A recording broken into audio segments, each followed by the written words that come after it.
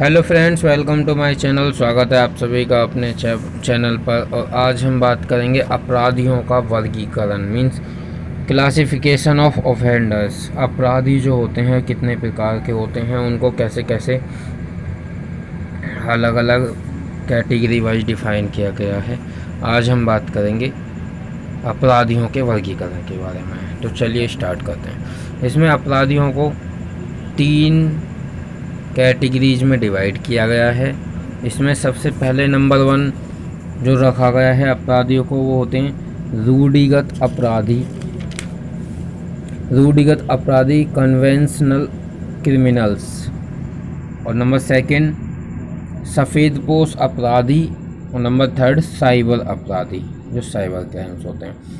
अब हम बात करते हैं, एक बार इनको ब्रीफली समझ लेते हैं कि रूढ़िगत अपराधी क्या होते हैं, और ये सफ़ेदपोश अपराधी क्या होते हैं, और ये साइबर अपराधी क्या होते हैं। उसके बाद डिटेल में चलते हैं। तो बात करते हैं रूढ़िगत अपराधी की। तो ये जो रूढ़िगत अपराधी होते हैं, रूढ़िगत अपराधी वह व्यक्ति होता है, वह अपराधी होता है जो व्यक्तिगत रूप से अपराध में शामिल होता है। जैसे कि किसी की हत्या कर दी, लूट कर दी, बलात्कार कर दिया, अपहरण कर दिया, चोरी कर दी। इस प्रकार के जो अपराधी होते हैं, अपराध होते हैं, उनमें शामिल होने वाले अपराधी को रूढ़िगत अपराधी कहा जाता है। 2 नंबर पे आता है सफ़ेदपोश अपराधी। सफ़ेदपोश अपराधी जो होते हैं, ये वाइट कॉलर क्रिमिनल क्राइम बोले जाते हैं। ये क्या होते हैं, यह वह अपराधी होते हैं जो समाज में एक अच्छी वैल्यूएबल इज्जत प्राप्त कर रहे होते हैं। जैसे समाज में इनका एक अच्छा अपना एक ओहदा होता है, समाज में इनकी इज्जत होती है, और यह अपने पैसे की आड़ में अपराध को अंजाम देते हैं। मतलब जैसे कि कोई भी बिजनेसमैन है, उसका कोई बिजनेस चल रहा है, तो वह उस बिजनेस में दिखाएगा तो बिजनेस, बट उसके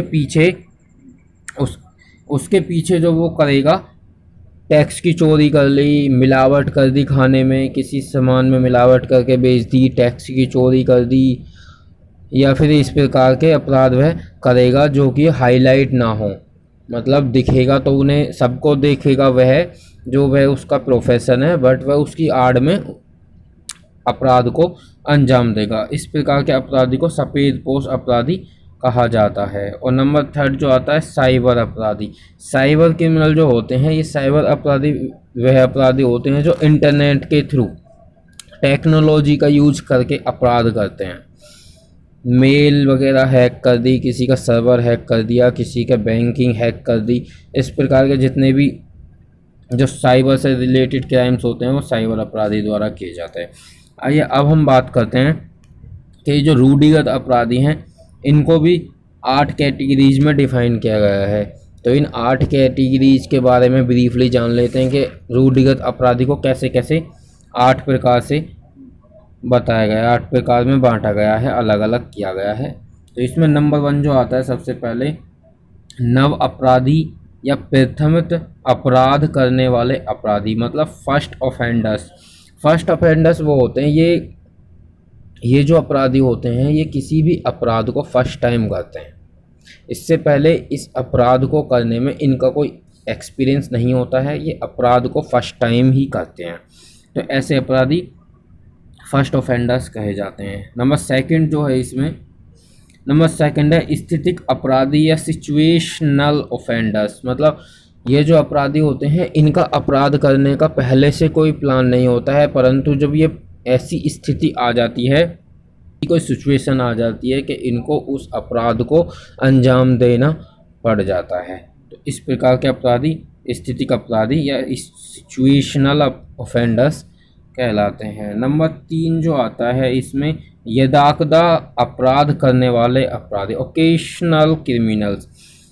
इस प्रकार के जो अपराधी होते हैं, ये अपराध को हमेशा नहीं करते हैं, अपने रूटीन के हिसाब से अपराध को नहीं करते हैं, परंतु अगर ये कहीं पे जा रहे होते हैं और इनको उस अपराध को करने के लिए अवसर मिल जाता है, मौका मिल जाता है, तो ये उस अपराध को करने से चूकते नहीं हैं, फिर ये उस अपराध को कर देते हैं। पर ये कभी कभार उस अपराध को करते हैं। तो ये कभी कभार अपराध करने वाले अपराधी होते हैं, इसलिए इनको यदाकदा अपराध करने वाले अपराधी कहा गया है।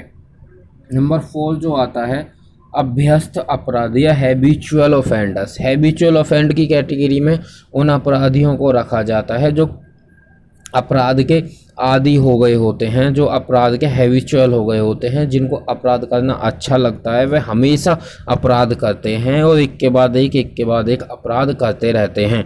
इस प्रकार के अपराधियों को हैबिचुअल ऑफेंडर्स में रखा गया है। नंबर 5 में जो आता है व्यवसायिक अपराधी, ये प्रोफेशनल क्रिमिनल्स होते हैं। ये अपराध को अपना पेशा बना लेते हैं, अपना व्यवसाय बना लेते हैं, अपना प्रोफेशन बना लेते हैं और प्रोफेशनली तरीके से अपराध करते हैं। इनको उसको करने का तरीका अलग होता है, इनको उसके बचने के सारे रास्ते पता होते हैं, इनको ये पता होता है कि इसमें क्या खतरा है, इससे कैसे बचा जाएगा, इनको सारे सुविधाओं के बारे में पता होता है, सारे बचाव के बारे में पता होता है, पूरी प्लानिंग से ये काम करते हैं। इस प्रकार के अपराधी प्रोफेशनली अपराधी होते हैं, स्टैंडर्ड तरीके से अपराध करते हैं। नंबर 6 पे जो आता है ये है महिला अपराधी, वुमेन ऑफेंडर्स। जो महिला, कोई भी महिला किसी भी अपराध को अंजाम देती है तो वह महिला अपराधी की कैटेगरी में रखी जाती है।